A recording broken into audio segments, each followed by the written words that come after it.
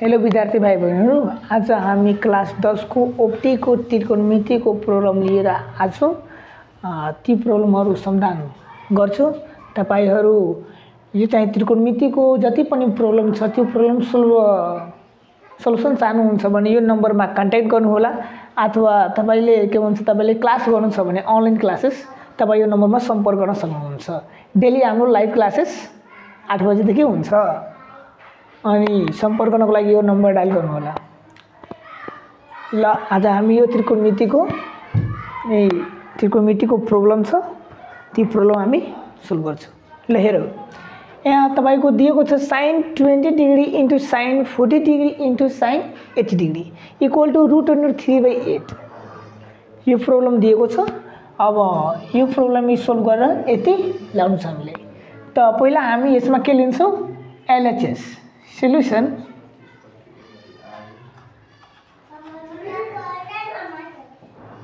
solution अब हामी left hand side लियौं, left hand side equal to sin 20 degree into sin 40 degree into sin 80 degree, sin 20 degree into sin 40 degree into sin 80 degree. यसमा पहिलो हामीलाई formula थाहा हुनुपर्छ। के फर्मुला हामीले थाहा हुनुपर्छ? जसरी तपाईले यो फर्मुला थाहा हुनुपर्छ, 2 sin a 2 sin a into cos b भनौं, 2 sin a into cos b equal to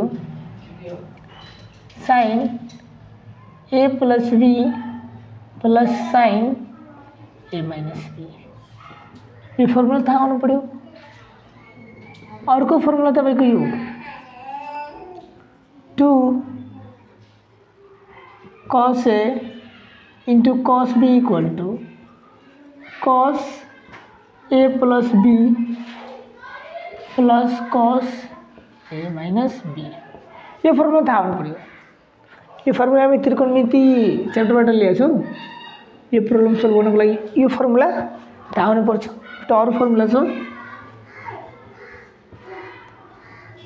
2 sin a into sin b equal to तपाईको भइहाल्छ cos a minus b minus cos a plus b। यो formula थाहा हुनु पर्छ। 2 sin a into cos b equal to sin a plus b plus sin a minus b। एउटा यो formula भयो।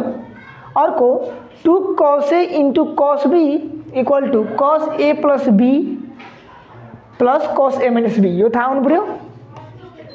अर्को छ 2 sin a into cos b equal to cos a minus b minus cos a plus b।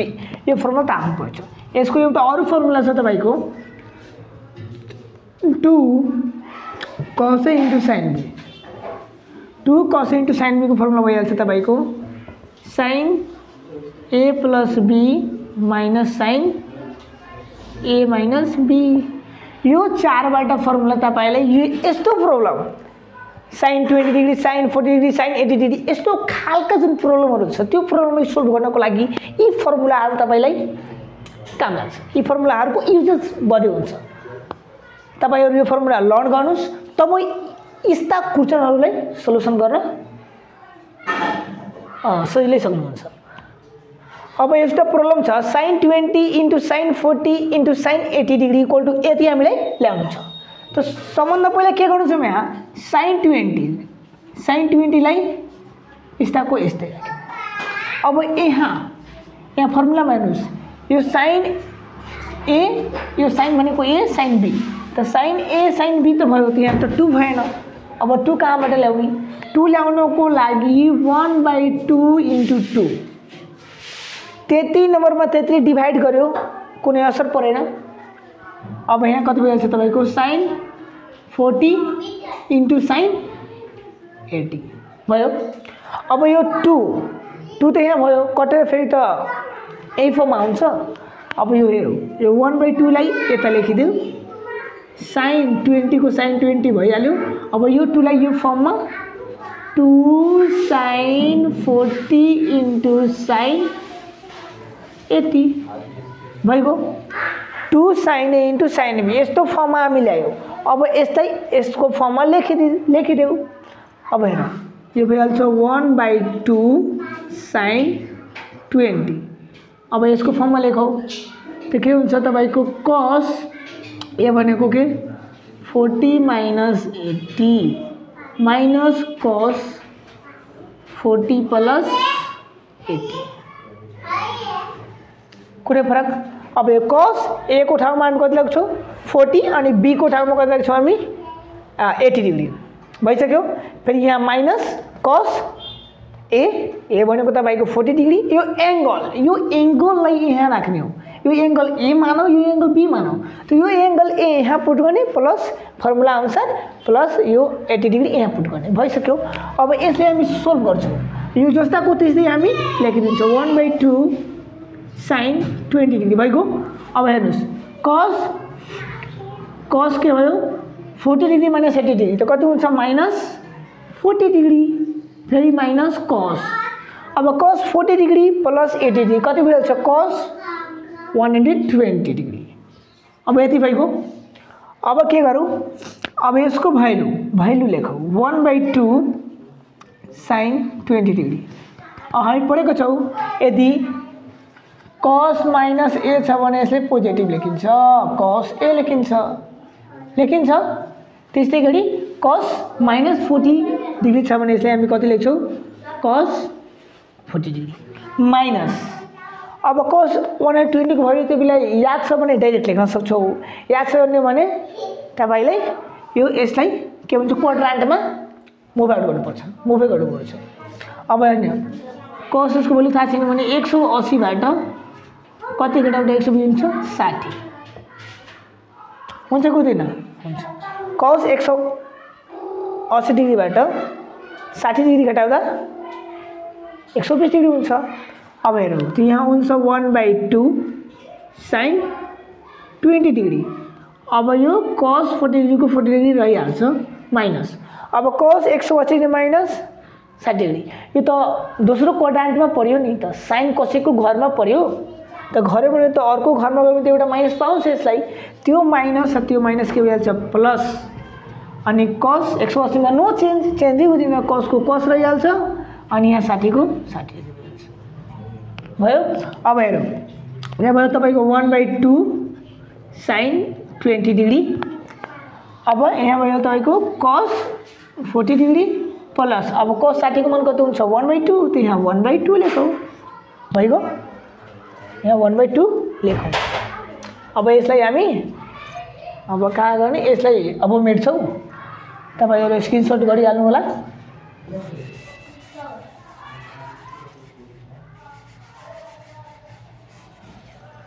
अब यसपछि यहाँ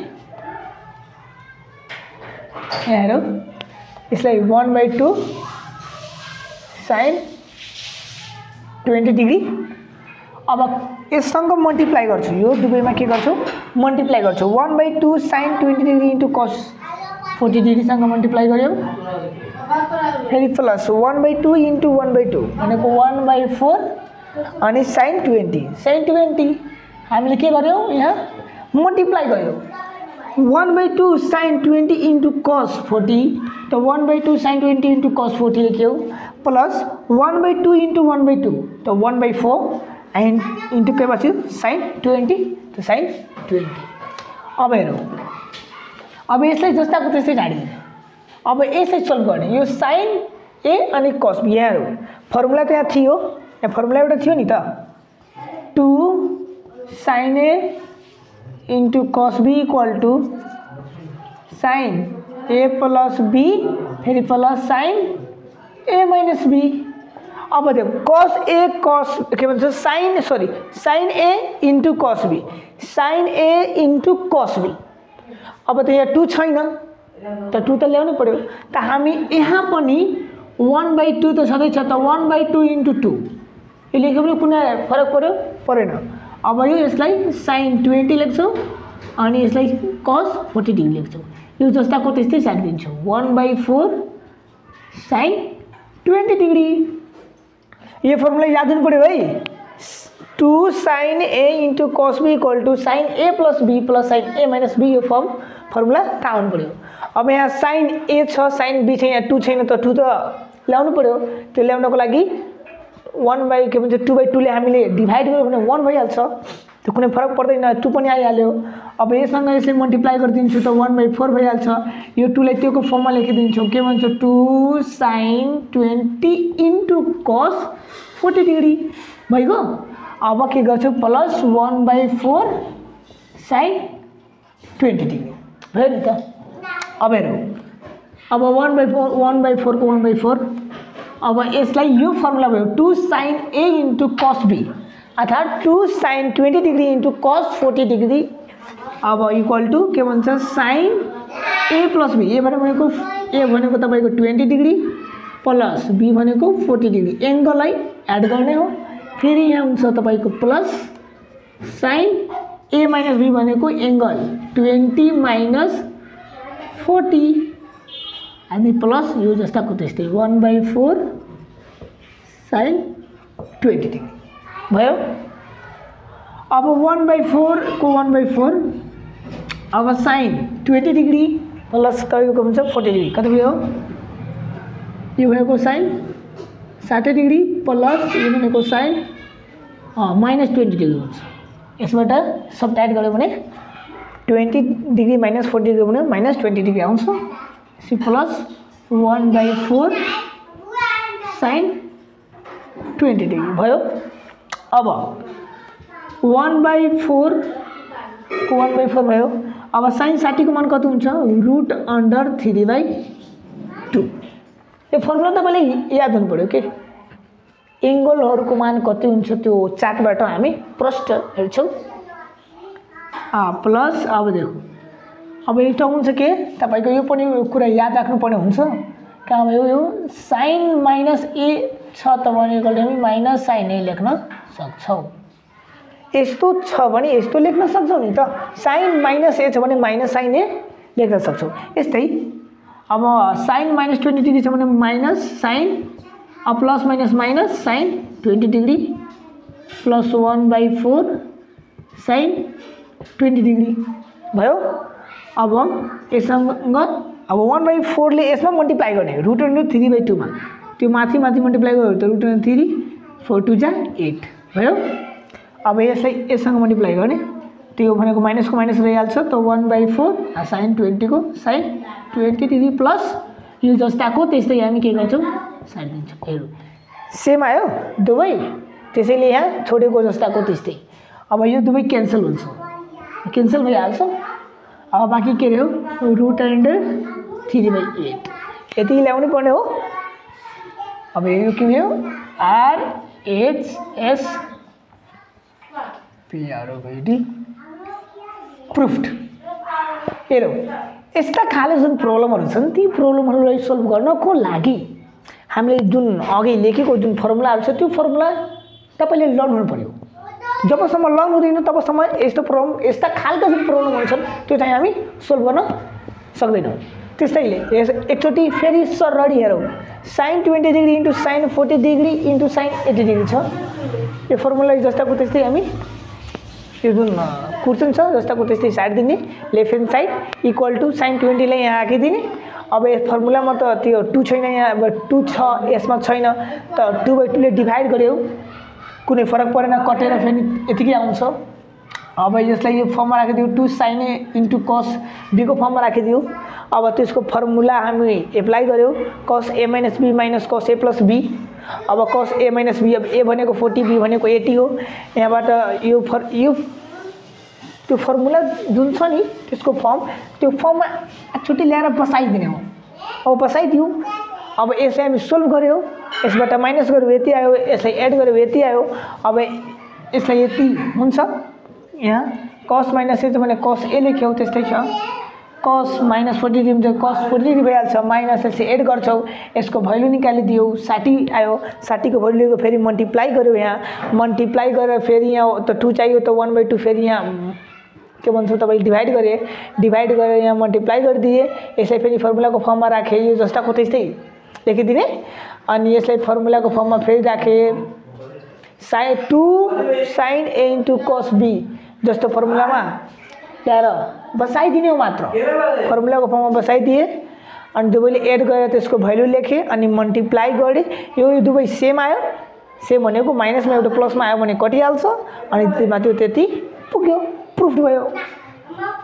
अब चाहिँ अर्को भिडियोमा अर्को प्रब्लम लिएर आउँदैछु यो एसई को लागि मोस्ट इम्पोर्टेन्ट अप्सनल म्याथमा त्रिकोणमितिबाट यस्ता खाले प्रश्नहरू चाहिँ सोध्ने गर्छन्। तपाईहरुको एक्जाम नजिकै आउँदैछ म चाहिँ एक्जाम ओरिएन्टेड जति पनि त्रिकोणमितिका प्रब्लमहरू हुन्छन् ती प्रब्लमहरू समाधान गर्नेछु। तपाईहरु प्लिज केही प्रब्लमहरू सल्भ गर्न चाहनुहुन्छ भने प्रब्लमहरू सल्युसन गर्न ती प्रब्लमहरूको तपाई सल्युसन चाहनुहुन्छ भने यो नम्बरमा कन्ट्याक्ट गर्नु होला। हामी डेली 8 बजे हाम्रो लाइभ क्लासेस हुन्छ तपाईहरु जोइन गर्न सक्नुहुन्छ। ल थ्यांक यू धन्यवाद।